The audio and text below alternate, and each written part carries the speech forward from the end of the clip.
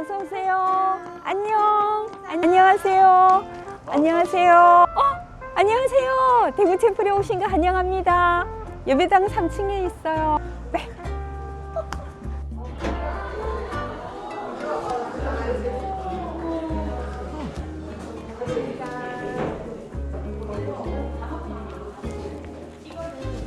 안녕하세요. 반갑습니다. 오늘 처음 오신 분 같은데요. 세 가족으로 안내해드리겠습니다. 안녕하세요. 안녕하세요. 등록하시겠습니다. 여기 성함하고.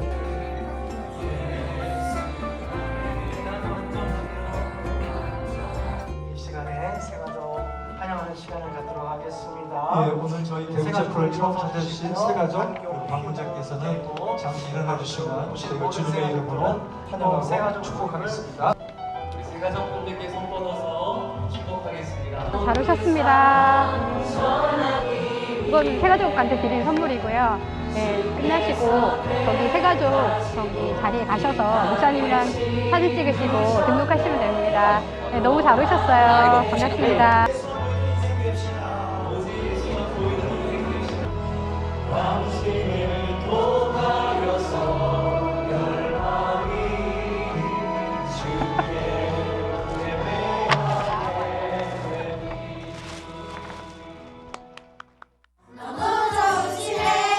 나의 손을 잡고 너의 손을 잡고 함께 가고 싶으시네.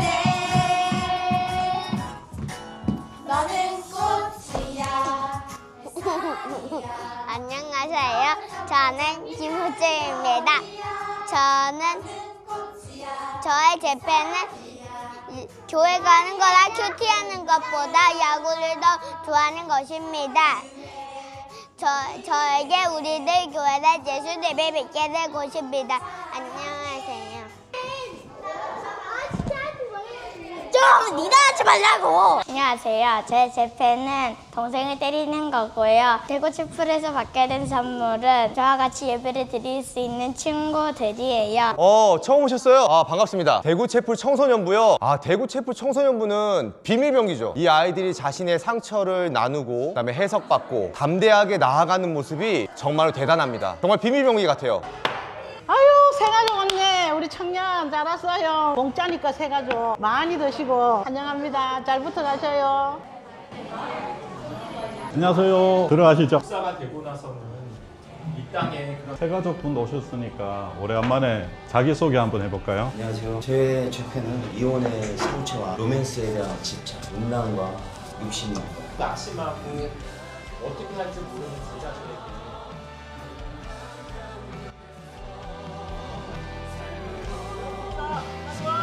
네, 가겠습니다. 글싸기는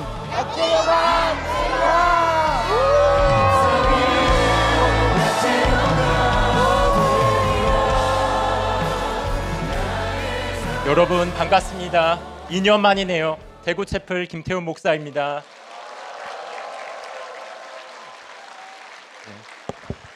네. 아까 설명이 그거밖에 없냐고 한 거는 제가 아니고요. 다른 목사님이 해주셨습니다. 네, 저는 체면이 있어서 그런 얘기 안 해요. 네, 이곳 휘문 채플은 제 고향과 같습니다. 저는 실제로 서울 강남에서 태어나 30년 넘게 살았고요. 우리들 교회가 여기서 시작할 때 친구 따라 강남 간다고 뭣도 모르고 따라왔다가 제 인생이 바뀌었습니다. 담임 목사님 말씀을 들으며 붙어만 가다 보니 돈 좋아하고 여자 좋아하고 욕심 많은 제가 저희 그물인 직장을 내려놓고 우리들 교회 목사가 되었고 여기 청년부 수련회에서 한 여자를 만나 신결혼까지 하게 되었습니다. 우리들 교회가 20년간 기도하고 기도하며 세운 첫 지교회 대구 채플을 맡아 섬기게 되니 가문의 영광입니다. 정말 아무리 생각해도 저는 택자인 것 같습니다. 여러분 맞나요? 네. 네. 여러분들의 사랑과 기도를 힘입어서 2024년 연초에 세워진 대구 채플이 이제 만 2세가 되었습니다. 제가 올해 사역 20년 차가 되는데요. 대구 채플에서 보낸 2년여의 기간이 지난 18년간 사역했던 세월보다 더 버라이어티하고 다이나믹하며 스릴과 서스펜스가 넘쳤습니다. 솔직히 이런 걸 미리 다 알았더라면 내가 여기 올 수 있었을까? 가끔 생각해 보기도 합니다. 그러나 하나님이 부르시고 택하셨기 때문에 지금까지 지내온 것 다 주님의 은혜임을 고백합니다. 대구채플은 어느새 대구만 아니라 위로는 경북, 안동, 문경, 오른쪽으로는 경주, 포항, 울산, 아래로는 김해, 부산, 통영, 거제도까지 경상도를 커버하는 채플이 되었습니다. 과거 우리들 교회가 휘문에서 시작했지만 그때부터 전국구로 시작한 것이 그대로 이어진 것 같아요. 그래서 여러분은 맘 잡고 가야 하는 경상도의 유명 관광지에 저는 자주 갑니다. 부러우시죠? 네, 근래 거제도 성도님들이 늘어나서 거제도에 부부 목장 1개, 여자 목장 2개가 생겼습니다. 대구 채플 설립 전 대구 센터에서 80여 명이 모였었는데 2년이 지난 지금은 300명이 넘는 청장년과 아이들이 매주 모여 본교회와 같이 예배, 목장, 양육, 봉사를 하고 있습니다. 지난 2년간 대구 채플을 위해 기도해 주시고 이끌어 주신 우리 담임 목사님, 모든 성도님들께 다시 한번 감사드립니다.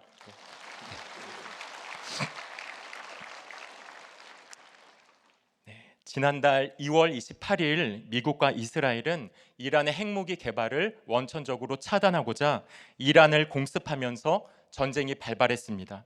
전쟁 전 이란 지도부는 자기들의 신정 체제를 유지하기 위해 경제 불안과 독재에 항거하는 이란 시민들을 향해 총탄을 난사하여 10,000명이 넘는 시민들이 죽임당한 상황이었습니다.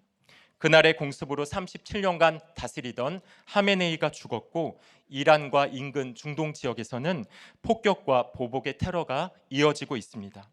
전쟁 여파로 기름값마저 오르니 우리 지갑이 팍팍해집니다. 재난과 환난의 그 땅에도 소망이 있을까요? 오늘 본문인 마가복음 13장은 예루살렘 멸망과 세상의 종말에 대한 예수님의 예언적 설교입니다. 이 본문을 처음 읽으면 센 단어들 때문에 마음이 위축될 수가 있는데 말씀을 찬찬히 묵상해 보면 본문 안에 담긴 주님의 은혜를 발견하게 됩니다. 바로 멸망과 종말 한가운데서도 택하신 자들을 위해 베푸시는 하나님의 끊어지지 않는 사랑입니다. 겁 많고 보잘것없고 안 되는 것 투성이지만 겨자씨만한 믿음으로 예수님을 믿고 예수님 옆에 붙어가는 우리를 향해 주께서 택하신 자들이라 하십니다. 이것을 우리가 마음의 색이라고 우리 옆에 있는 지체를 보면서 이렇게 인사하겠습니다. 당신은 주님이 택하신 자입니다. 네, 아멘. 그러면 주님이 택하신 자들을 위해 베푸시는 은혜가 무엇인지 함께 생각해 보겠습니다. 첫째로 택하신 자들을 위하여 환난을 감하십니다. 18절 보겠습니다. 이 일이 겨울에 일어나지 않도록 기도하라. 여기서 이 일은 무엇을 말할까요? 바로 예루살렘 멸망입니다. 예수님이 이 설교를 하신 때는 AD 30년으로 40년이 지나 예수님의 말씀대로 예루살렘은 멸망합니다. 어제 큐틴 본문을 보면 멸망에 가증한 것이 나오는데 이는 하나님의 몽둥이가 되어 예루살렘을 멸망시키러 오는 로마 군대를 상징합니다. 우상을 숭배하는 가증한 로마 군대가 반역한 유대인들을 심판하러 올 것이고 그들은 예루살렘을 포위할 것입니다. 로마 군대가 유대 땅에 침공해 오면 재산도 집도 땅도 미련 없이 다 내버리고 신속하게 유대 땅을 떠나라고 하십니다. 예루살렘 멸망은 확정되었고 돌이킬 수 없습니다. 그래서 예수님은 이 일이 일어나지 않도록 기도하라 하시지 않고 이 일이 겨울에 일어나지 않도록 기도하라 가르쳐 주십니다. 겨울에는 춥고 땅이 젖어서 피난 가는 일이 어렵고 지체되기 때문이죠. 제가 대구에 내려와 살면서 좋은 점 중 하나는 겨울에 눈이 거의 안 온다는 거예요. 간혹 오더라도 금세 녹아서 쌓이지가 않습니다. 하지만 여름에는 데프리카라는 별명답게 장난이 아닙니다. 18절 말씀을 따라 우리는 이렇게 기도해야 합니다. 주님, 나의 자랑과 우상인 예루살렘이 무너져야 한다는 것을 받아들이겠습니다. 이 일이 제 인생에 반드시 있어야 하는 일임을 믿습니다. 그러나 감당할 수 있게 도와주시고 주님께 피할 수 있도록 때와 기한을 주관해 주시옵소서. 아프더라도 가정을 섬겨야 할 때는 다시 건강을 회복시켜 주시고, 실직의 고난을 당하더라도 공동체를 섬겨야 할 때는 다시 취업시켜 주시옵소서. 네, 이렇게 기도하니까 주님이 19절에 더 자세히 알려주세요. 19절 볼게요. 이는 그날들이 환난의 날이 되겠습니다. 하나님께서 창조하신 시초부터 지금까지 이런 환난이 없었고 후에도 없으리라. 왜 환난의 날이 올까요? 유대인들이 생명의 근원 대신 하나님의 아들을 죽인 죄를 심판하기 위해서입니다. AD 66년 유대인들은 각처에서 로마에 대항해 폭동을 일으켰습니다. 반란이 끊이지 않고 지속되자 로마 베스파시아노스 황제는 아들인 디도 장군을 보내 유대인 반란을 진압하게 합니다. AD 70년 디도 장군은 5만의 로마 군대를 이끌고 예루살렘을 향해 진군합니다. 말씀대로 겨울이 아니라 봄인 4월에 로마 군대는 예루살렘을 포위하기 시작합니다. 예루살렘 성은 천혜의 요새였어요. 예루살렘은 해발 790m의 높은 구릉지대 도시로 어느 방향으로 예루살렘에 접근하든지 높은 언덕을 거쳐야만 했습니다. 서쪽과 남쪽에는 흰놈의 골짜기가, 동쪽에는 감람산과 기드론 골짜기가 위치해 있었고, 북쪽에는 중앙 산맥이 이어져서 정복하기가 너무도 어려운 성이었습니다. 하지만 난공불락 요새도 하나님의 환난의 날 앞에는 무너지게 됩니다. BC 586년 바벨론 왕 느부갓네살은 예루살렘을 1년 6개월간 포위하여 결국 멸망시켰습니다. 당시 유대 백성이 겪었던 예루살렘 멸망은 끔찍한 일이었지만 그로부터 650여 년이 지나서 이루어진 로마 군대의 예루살렘 포위 공격은 그것을 능가하였습니다. 역사가 요세푸스가 기록한 유대 전쟁사를 보면 당시의 참상이 자세히 나와 있습니다. 우리는 계속되는 반란에 격분하여 유대인들을 몰살시키려는 로마 군대의 분노에 대해선 알지만 사실 그거보다 더 끔찍한 일들이 있었어요. 그것은 포위된 예루살렘 성 안에서 일어난 유대인들 내부의 알력과 다툼이었습니다. 유대인들은 세 개의 파당으로 나뉘어서 상대 파당의 식량 창고를 급습했으며 수비시설을 파괴했고 서로를 잔인하게 죽였습니다. 전염병이 돌았고 결국 도시 내부의 식량이 고갈되자 자식까지 잡아먹는 비참한 상황이 발생했습니다. 이 상황에서 주님이 뭐라고 하실까요? 20절 보겠습니다. 만일 주께서 그날들을 감하지 아니하셨더라면 모든 육체가 구원을 얻지 못할 것이거늘 자기가 택하신 자들을 위하여 그날들을 감하셨느니라. 밖으로는 세계 최강의 로마 군대가 유대인을 학살하려 위협했고 안으로는 유대인들이 짐승같이 서로를 삼키려 했습니다. 그러므로 전쟁이 조금만 더 길어졌다면 모든 육체가 구원을 얻지 못했을 것이고 유대인들은 한 명도 목숨을 건지지 못했을 겁니다. 그래서 하나님은 말씀대로 택하신 자들을 위하여 그 날들을 감하셨습니다. 어떻게 환난을 감하셨을까요? 바로 로마 군대의 포위 기간을 단축시켜 주심으로써 환난을 감해 주셨습니다. 디도 장군의 로마 군대는 예루살렘을 포위한 지 불과 4개월 3주 5일 만에 예루살렘을 함락시킵니다.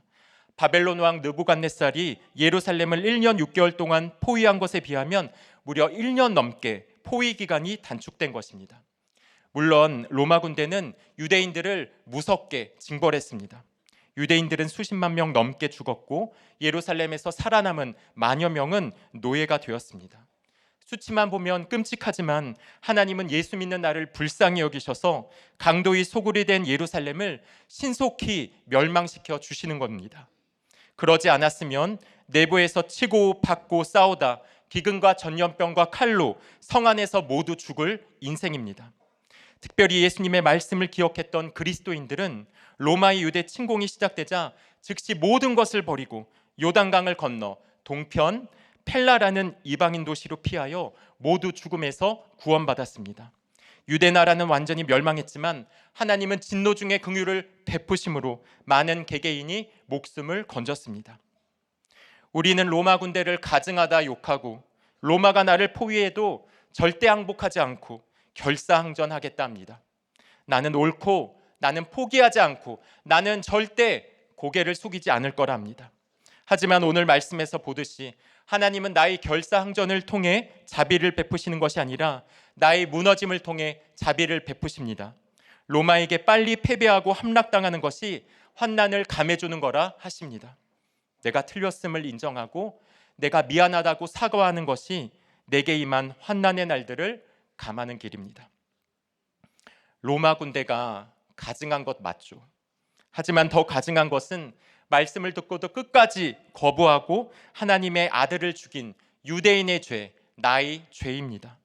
그러므로 환난이 임할 때 불평하지 말고 더 큰 환난, 더 긴 환난, 더 이상 감당할 수 없는 환난을 막아주시는 하나님을 찬양하기 원합니다. 우리의 연약함을 아시는 하나님은 택자들을 위해 환난을 감해주시고 남은 자들에게 자비를 베푸십니다. 전쟁 중에도 눈동자같이 지켜주시며 하나님의 보배라고 하십니다.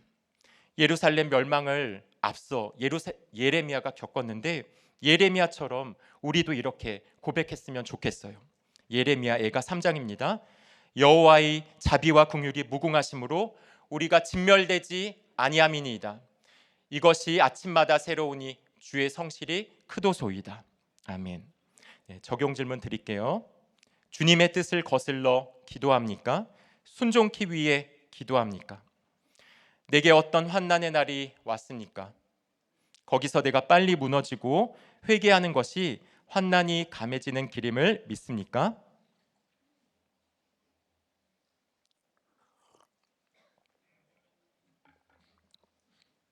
택하신 자들에게도 환난의 날이 오는데 저는 일평생 모범생 옷을 입으면서 주님이 주시는 환난을 요리조리 피했던 죄인입니다. 착하고 성실하다 칭찬받았지만 사실 마음속에는 욕심과 불안이 늘 또아리를 틀고 있었습니다. 6.25 전쟁 당시 함흥 철수작전 때 남한으로 피난 오셔서 불같은 열심으로 최고의 대학과 기업에 들어가 이기고 이기는 삶을 사셨던 아버지, 유복한 환경에서 공주처럼 자라 잘 나가는 아버지와 불신 결혼하시고 가족 신화와 자녀 우상을 지키려 늘 불안해하며 가족들을 통제하던 어머니 밑에서 저는 성공우상, 인정 중독, 불안, 강박, 통제욕을 물려받았습니다. 모범생으로 인정을 받았지만 마음속은 늘 불안했어요. 제 진짜 모습은 그러지가 않는데 칭찬받기 위해 늘 좋은 모습을 보이려고 했었고 좋은 모습만 보이려는 욕심이 가득했기 때문입니다. 남들보다 잘하지 못하면 부모님의 높은 기대치에 미달하여 실망을 끼쳐드리고 왠지 버림받을 것 같았어요. 이런 불안이 있으니 제가 비록 할아버지, 아버지로부터 대머리 유전자를 이어받긴 했지만 저희 아버지에 비해 훨씬 더 일찍 머리가 빠진 것 같아요. 저희 아버지는 40대부터 머리가 빠지셨다는데 저는 20대부터 빠졌거든요. 너무 억울했습니다. 저는 이런 스트레스와 불안을 해소하려 중학생 때부터 야동을 보았습니다.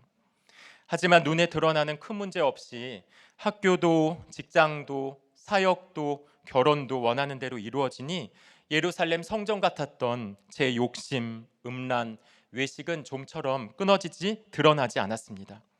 그러나 우리들 교회 청년부 와서 본격적으로 믿음 생활했던 아내와 만나 이제 같이 사니까 아내는 모태신앙이고 전도사였던 제 모습을 보고 헷갈리기 시작하는 거예요. 제가 교회에서는 칭찬받으며 사역을 하지만 집에 들어와서는 밤새도록 게임을 하고 피가 튀기는 UFC 격투기 영상을 즐겨보고 18금 영화를 보면서 스트레스를 풀었거든요.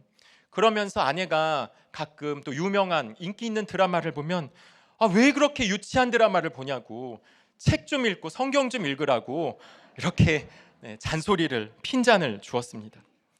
겉과 속이 이렇게 다르고 회피만 하니까 저 때문에 아내가 너무나 답답해서 부부 목장에 나누려 하면 저는 이제 교양 있는 눈빛으로 눈치를 주고 부드러운 말투로 막 이렇게 회피를 하면서 집에 돌아가는 길에서는 아내와 차에서 막 싸우는 거예요. 그러니 아내는 남들처럼 여러분처럼 부부 목장 가서 편하게 남편 아내랑 싸우면서 막 울고 처방받고 그래야 되는데 그러지 못하니까 아내는 부부 목장에서 고구마만 100개씩 먹었습니다. 이런 저를 보며 부부 목장 목자님께서 나중에 참다 못한 한마디 하셨어요. 목사님은 미꾸라지 같으세요. 너무 매끈매끈하게 피해만 가세요. 네. 도대체 난 왜 그럴까 생각해 보니 제 속에 절대 포기 못하는 체면, 평판, 자존심, 나는 늘 착하고 나는 늘 옳고 나는 늘 잘한다는 멸망에 가증한 욕심과 외식이 있었기 때문입니다. 그리고 그것이 위협받으면 늘 회피하고 도망갔어요. 그래서 제가 12년 전에 갔었던 미국 유학도 이제 오랫동안 묵상해 보니까 절반은 이기고 이기려는 저희 인정 중독 열심으로, 근데 절반은 제 속에 뼛속 깊이 뿌리 깊은 그 기복이 있기 때문에 우리들 꽤 구속사 팔복 말씀과 계속 부딪히고 충돌이 되니까 너무나 괴로워서 여기 있다가는 내가 그렇게 크게 인정받지 못하겠다 하면서 회피로 갔던 것 같습니다. 이렇게 미국 유학이라는 훌륭한 명분으로 공동체를 떠나게 되니 고난도 멀어진 것 같고 오픈도 안에서 편안히 목회 성공을 향해 미친 듯 질주했습니다. 하지만 하나님은 오늘 말씀처럼 저를 택하신 자로 부르셨기에 저를 내버려 두실 수 없었어요.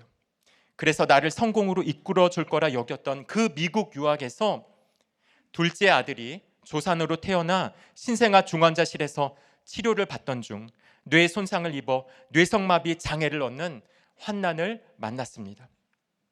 아들 수연이가 장애 판정을 받고도 저는 하나님께 바로 항복하지 않았어요. 미국에서 공부하며 치료하겠다고, 이런 기회는 놓칠 수 없다고. 그러나 하나님은 셋째가 생기게 하셨고 셋째도 수연이 때처럼 임신 7개월에 조산할 수 있다는 경고를 병원에서 듣게 하셨습니다. 나의 욕심으로 아내와 둘째를, 이제는 셋째마저 불구덩이에 끌어들여서 온 가족이 다 죽겠다는 생각이 번쩍 들었습니다. 수연이가 장애 9등급 중 두 번째로 심한 중증 2등급을 받으며 수술이나 재활로도 온전한 치료가 이제는 불가능하다는 결과까지 나오자 미국 박사학위와 사역계획을 내려놓게 되었습니다. 하나님은 저를 불쌍히 여기셔서 아내는 임신 7개월 때 2달 넘게 입원하는 가운데 셋째의 조산 환난을 감해 주셨고 셋째는 임신 9개월에 태어나 인큐베이터에 일주일간 있다가 건강히 퇴원할 수 있었습니다. 이렇게 환난을 감해 주시는 은혜를 경험했지만 늘 저를 아름답게 포장하려는 저희 욕심과 외식의 죄가 쉽게 없어지지 않았어요. 미국에서 박사학위를 못 받아서 한국에서 박사과정에 들어가 공부를 했는데 담임 목사님이 제게 김 목사는 사역은 안 하고 공부만 하는 것 같다고 이렇게 양육을 해주셨습니다. 제가 또 책을 계속 사니까 저희 집 벽 한 면이 도서관으로 변신했습니다. 네, 이제는 중2, 초5가 된 두 딸이 아빠 또 책 산 거야? 저 책 읽었어? 도대체 이 책들은 언제 읽을 건데? 라고 잔소리하면서 몰래 이제 예스24를 제가 이용하는데 꽂아 놓으려고 그러는데 아내에게 잽싸게 달려가 이릅니다. 그럼 그때부터 또 아내의 또 양육이 시작됩니다. 네. 이렇게 공부하고 책을 사는 것도 되돌아보니 저희 욕심과 회피 같습니다. 제발 너희 화려한 예루살렘 성전에서 나와 산성 대신 예수님께 온전히 나아가라고 수연이가 이후에도 너무나 많은 수고를 했습니다. 수연이에게 뇌전증까지 생겨서 발작으로 서너 차례 구급차에 실려 응급실에 가기도 했습니다. 어릴 적 어느 정도 말을 했었던 우리 아들이 어느 날 이런 여러 가지 병들이 오니까 인지퇴행이 와서 말을 점점 못하게 되었습니다. 코로나 팬데믹 때는 밤낮 울며 소리 지르는 이상 증세가 발현했습니다.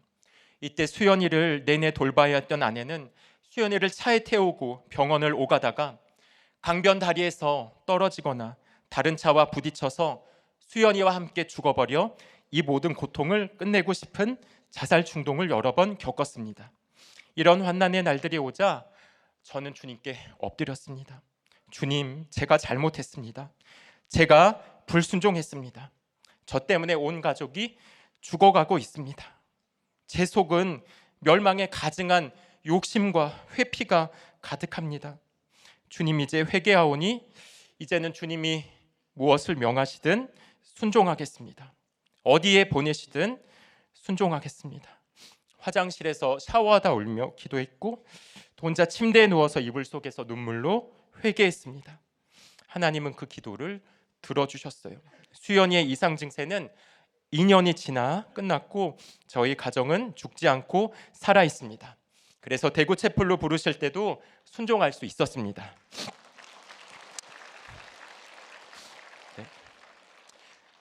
대구 채플에 와보니 여기 부흥이 쉽지가 않은데 이것도 다 저희 욕심과 회피 때문에 그런 것 같아요. 하나님께서 저에게 더 회개하고 죽어지고 썩어지라고 하시는 것 같습니다.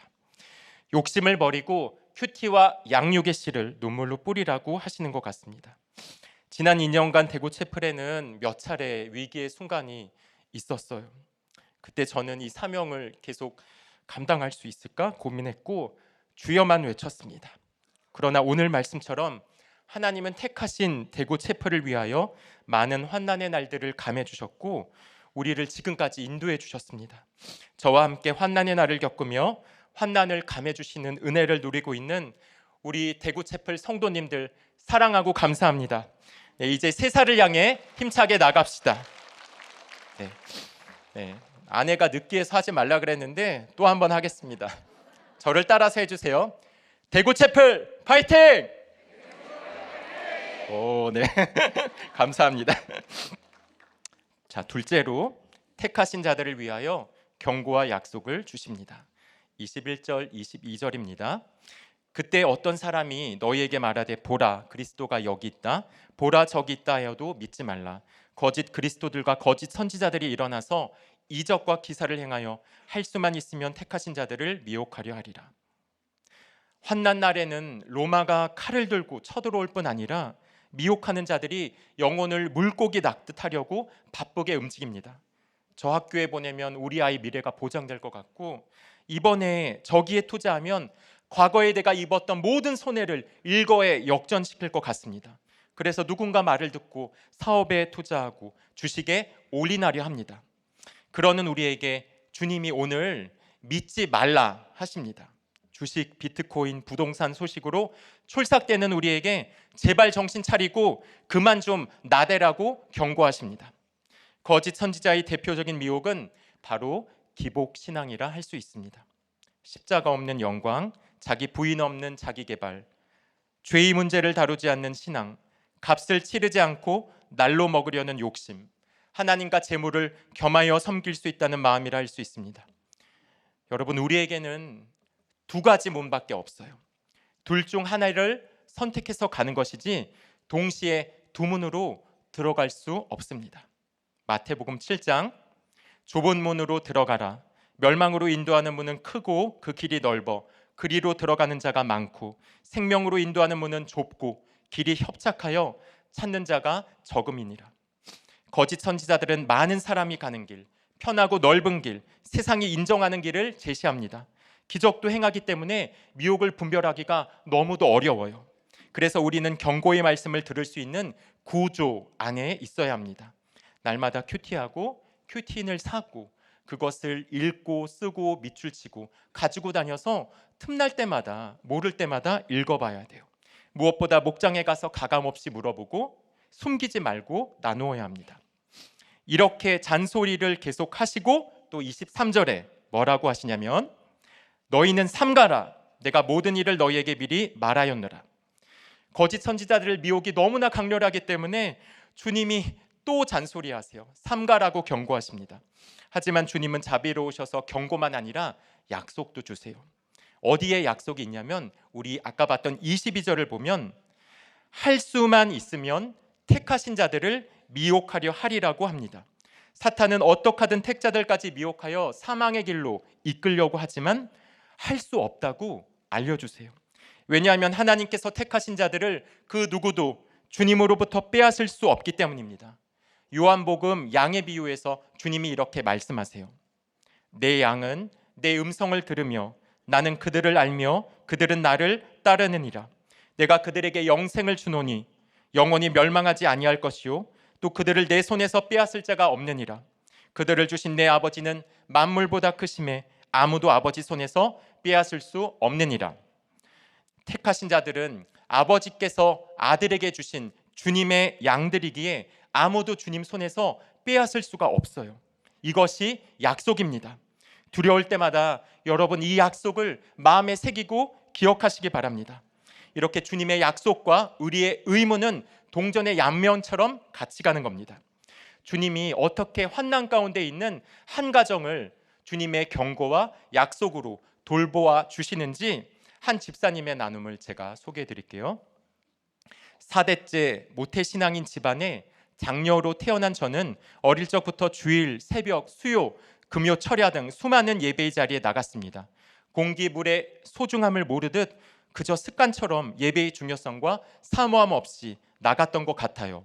저는 제 또래 친구들보다 비교적 늦게 결혼했습니다.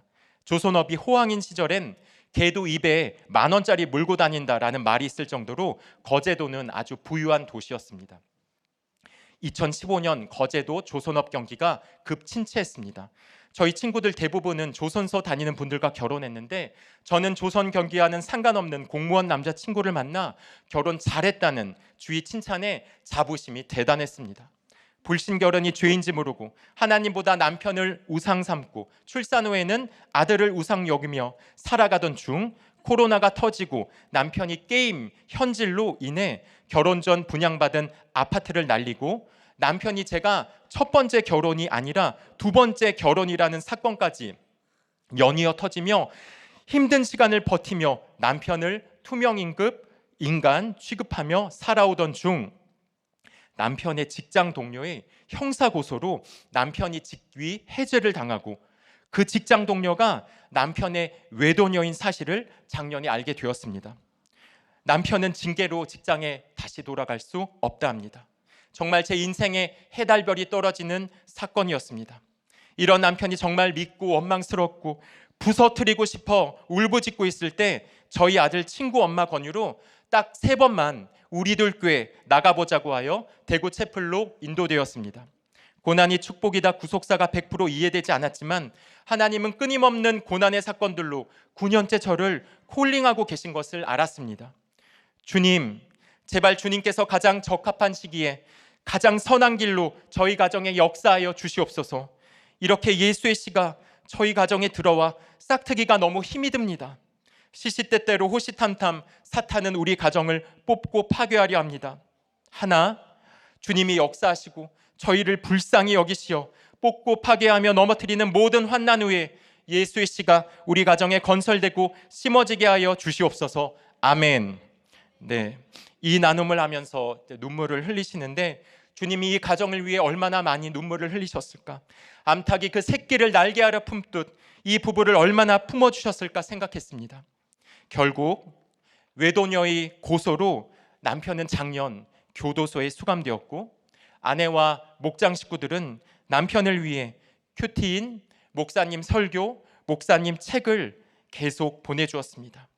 너무 힘들었지만 아내는 주님의 약속을 붙잡는 적용으로 외도녀와 합의를 하여 남편은 6개월 후 감옥에서 나오게 되었고 지난주 드디어 아내와 함께 대구 채플에서 양육교사를 받게 되었습니다. 할렐루야.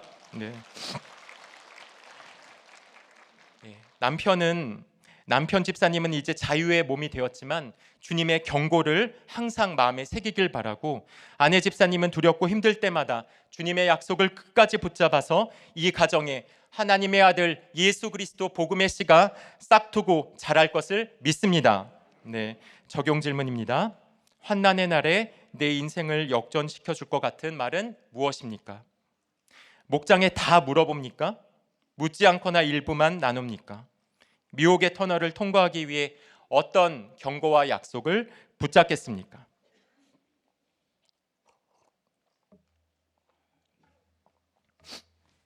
네, 셋째로 택하신 자들을 위하여 세상을 심판하시고 다시 오십니다. 24절 25절입니다. 그때에 그 환난 후 해가 어두워지며 달이 빛을 내지 아니하며 별들이 하늘에서 떨어지며 하늘에 있는 권능들이 흔들리리라. 환난의 날이 다 지나면 종말의 날이 임합니다. 끝이 없어 보이는 이 환난도 그 환난 후 그때가 온다고 해요. 우리의 환난이 끝날 때가 있다고 합니다. 해달별이라고 하면 세상에서 전혀 변할 것 같지 않아 보이는 천체라 할 수 있습니다. 너무도 순수하고 아름다워서 우상으로도 삼았던 하늘의 권능들을 주님이 철저히 심판하신다고 합니다. 우주적인 종말이 올 것입니다. 왜 주님은 이리도 무섭게 세상을 심판하실까요? 우리의 긴 환난의 날을 끝내시기 위함입니다. 택하신 자들의 환난을 감해 주시기 위해서예요. 계속되는 미혹으로부터 우리를 건지시기 위함입니다. 우주적인 종말은 반드시 오지만 그날이 내일일지 1년 뒤일지 10년 뒤일지 100년 뒤일지 우리는 알 수가 없어요. 그래서 우리는 우주적인 종말을 나의 개인적인 종말로 적용할 수 있습니다. 주님은 내가 환난으로 힘들어하며 내 속의 욕심으로부터 계속 미혹받는 것을 너무 안타까워하셔서 나의 우상 같은 해달별이 떨어지는 사건을 주시는 것입니다. 이제 그만 뒤돌아보라고, 더 이상 소멸되어 없어질 이 세상에 미련을 두지 말라고, 너는 내 것이라고, 내 사랑하는 아들, 내 사랑하는 딸이라고 사건을 통해 말씀하시는 겁니다. 이렇게 해달별이 떨어진 후에 어떤 일이 있을까요? 26절에서 알려주십니다. 그때 인자가 구름을 타고 큰 권능과 영광으로 오는 것을 사람들이 보리라.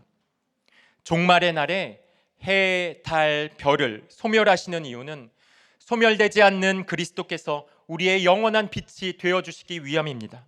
제자들마저 감탄했던 예루살렘 성전이 돌 하나도 돌 위에 남지 않고 다 무너졌듯이 우리가 지금 넋을 잃고 바라보는 이 세상 모든 것들은 다 타버리고 녹아지고 없어질 것입니다. 그래서 베드로후서 3장 12절 13절은 이렇게 말합니다. 하나님의 날이 임하기를 바라보고 간절히 사모하라. 그날에 하늘이 불에 타서 풀어지고 물질이 뜨거운 불에 녹아지려니와 우리는 그의 약속대로 의가 있는 곳인 새하늘과 새 땅을 바라보도다. 종말의 날에 주님은 온 세상의 심판주요 만왕의 왕으로 다시 오실 것입니다. 마찬가지로 내 인생의 해달별이 떨어지는 날에 주님은 내가 결코 내려놓지 못했던 우상을 멸하시고 나의 유일한 구주로 오실 겁니다. 이때 그리스도인이 할 수 있는 가장 이성적인 판단은 하나님께 순종하는 거예요. 주님이 권능과 영광으로 오실 때 우리는 해달별이 떨어질 때처럼 괴롭습니다. 왜냐하면 나의 세상이 무너지고 새로운 가치관으로 살아내야 하니 어려운 것입니다. 그러나 이제부터는 주께서 나에게 주신 약속을 믿음으로 걸어갈 수 있는 것입니다. 나는 찌질하고 능력이 없고 계속 넘어집니다. 그러나 주님의 약속은 변치 않기에 그것을 믿고 걸어가면 주님이 끊임없이 나를 일으키시고 세우시고 이끌어 가심을 보게 될 것입니다. 네.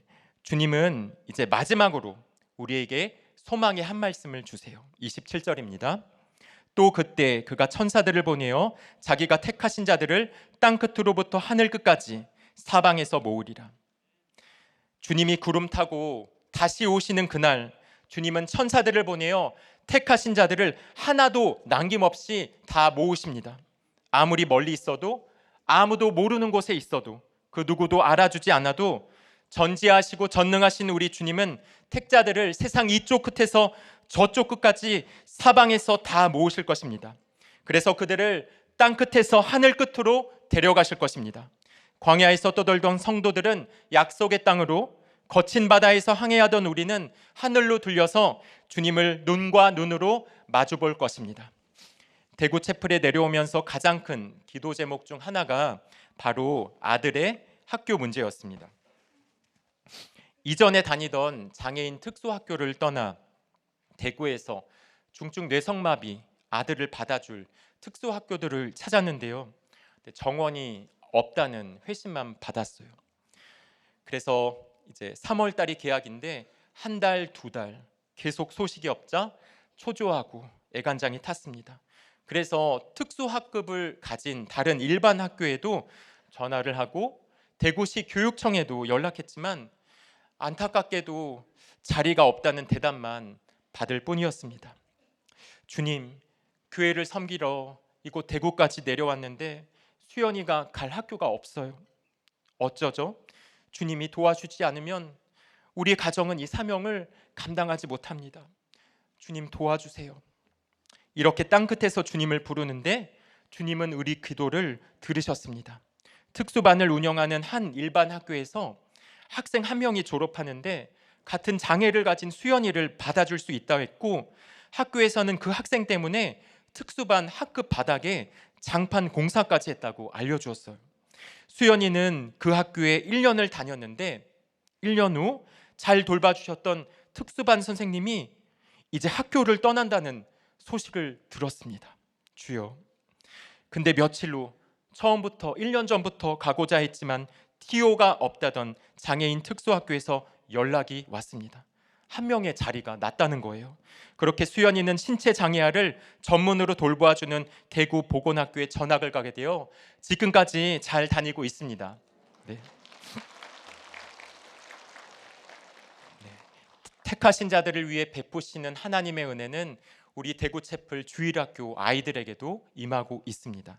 지난 대구채플 성탄 축하 행사 때 우리 한 아이가 간증했는데 제가 그 아이의 나눔을 읽어드리겠습니다. 네, 초딩 목소리로 성우 묘사를 할 테니까 놀라지 마시고. 안녕하세요. 저는 대구채플 취학부 4학년입니다. 제가 세상에서 가장 끔찍하고 힘든 것은 엄마 아빠가 싸우는 것입니다. 어떨 때는 엄마가 아빠를 경찰에 신고해서 집에 경찰이 온 적도 여러 번 있었습니다. 동생이 태어나기 전에 엄마가 나를 데리고 집을 나가서 다른 아줌마 집에서 며칠씩 지내다 온 적이 있었는데 그럴 때마다 집에 다시는 못 가고 아줌마 집에서 아빠 없이 살아야 하는 건가 싶어서 마음이 불안한 적이 많았습니다. 엄마가 말하기를 동생도 우리들 교회에서 양육받는 중에 하나님이 꼭 낳으라고 해서 낳았다고 하셨는데 저는 동생을 낳게 해주신 교회와 하나님께 너무 감사합니다. 오늘 가족과 함께 큐티하는데 말씀에서 포로가 된 우리를 향한 하나님의 계획이 재앙이 아니고 평안이라고 하셨습니다. 엄마가 아빠의 수고 때문에 온 마음으로 하나님을 찾게 되었고 하나님을 만났다고 간증했고, 아빠도 엄마와 다투다가 너무 마음이 힘들어서 지금까지 공동체를 의지하고 있다고 고백하셨습니다. 저도 평소에는 큐티가 귀찮지만 부모님이 싸우셔서 마음이 불안할 때 큐티 책을 더 집중해서 보게 되고 큐티 말씀과 보석 간증을 통해 마음의 위로를 얻고 하나님에 대한 믿음이 더욱 생깁니다. 아빠가 예전에는 주일에 교회도 같이 안 갔고 부부 목장도 안 갔는데 요즘은 한 달에 한 번은 안식일이 필요하다고 교회를 쉬시지만 한 달에 3번은 교회에 같이 가고 계시고 주차 봉사도 하십니다. 저랑 동생의 바람은 아빠가 양육을 받고 부목자님이 되시는 겁니다. 그리고 나중에는 아빠도 목자님이 되셔서 우리 집에서 부부 목장도 할 수 있었으면 좋겠습니다. 저와 동생이 큐티하고 찬양을 부르면 아빠는 하나님이 믿어지지 않아서 말씀과 찬양 듣는 게 불편하다고 하세요. 저희 아빠도 찬양과 말씀, 교회를 좋아하고 기쁘게 사실 수 있길 기도해 주세요. 부족한 저를 간증자로 세워주신 하나님 감사하고 사랑합니다. 네. 네. 여러분, 환난 날에도 하나님이 교회를 통해 은혜를 베푸시고 환난을 감해 주시는 것을 이 초딩 아이가 보고 기억하고 감사한다고 합니다. 그래서 간증한 이 아이의 고백대로 믿고 싶어도 믿어지지 않아서 지금 땅끝에 있는 이 아빠를 위해 여러분 기도해 주시고, 그래서 아빠에게 믿음이 생겨 이 아이의 고백처럼 온 가족이 기쁘게 주님을 섬기게 해달라고 여러분 기도 부탁드립니다. 네, 마지막 적용 질문입니다. 내가 지금 집착하며 쌓는 모든 것이 마지막 날에 녹아지고 사라질 것을 인정합니까? 나는 죽음이 몇 프로 두렵고 몇 프로 소망으로 다가옵니까? 땅끝에 있는 나를 주님이 하늘로 영접해 주실 것을 믿습니까?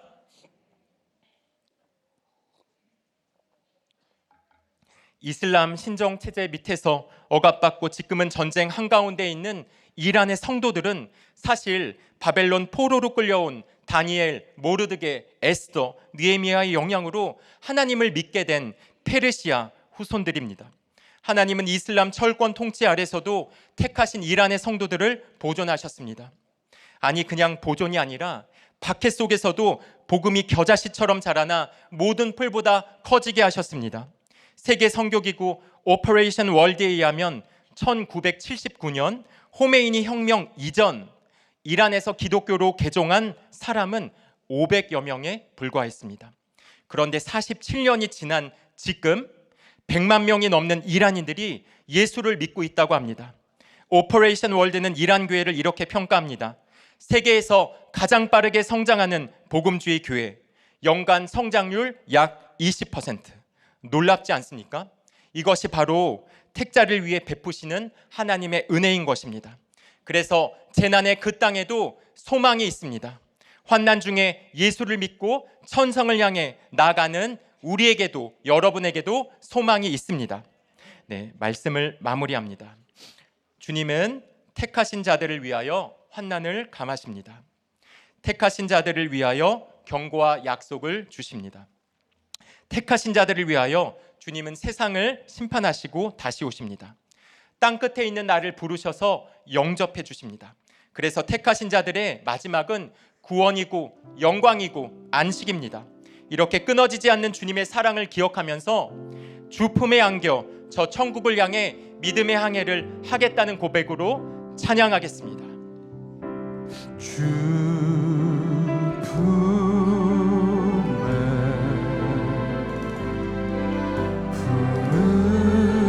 부르소서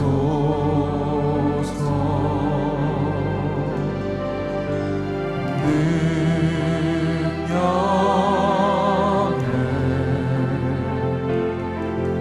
발로 덮으소서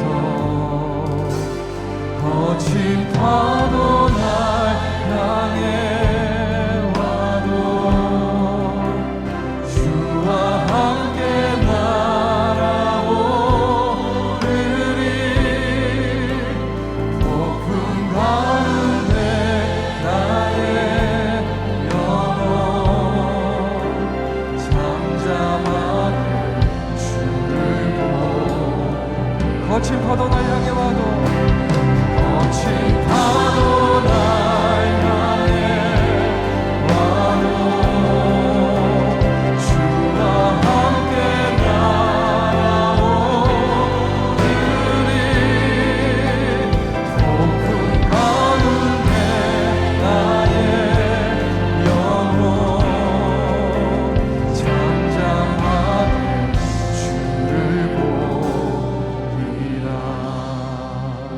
택하신 자들을 위해 환난의 날들을 감하신다는 것을 믿고 믿음과 인내와 감사로 나아가게 해달라고 기도합시다. 경고를 듣고 분별하며 삼가고 약속을 듣고 소망으로 천성을 향해 나아가게 해달라고 기도하기 원합니다. 나의 해달별이 떨어지는 사건이 주님이 오시는 사건임을 알고 주님을 천국에서 만나기까지 이 땅에서 사명 잘 감당하게 해달라고 기도합시다. 환난의 날을 지나고 있는 우리나라를 불쌍히 여겨주셔서 우리나라의 구원과 거룩이 이루어지게 해달라고 우리 주여 한번 크게 부르며 통성으로 기도하겠습니다. 주여 하나님 아버지 또 환난의 사건들을 주님 택하여서 구원으로 모으시는 하나님 오늘도 말씀을 해석되어지게 하신 주님 감사합니다.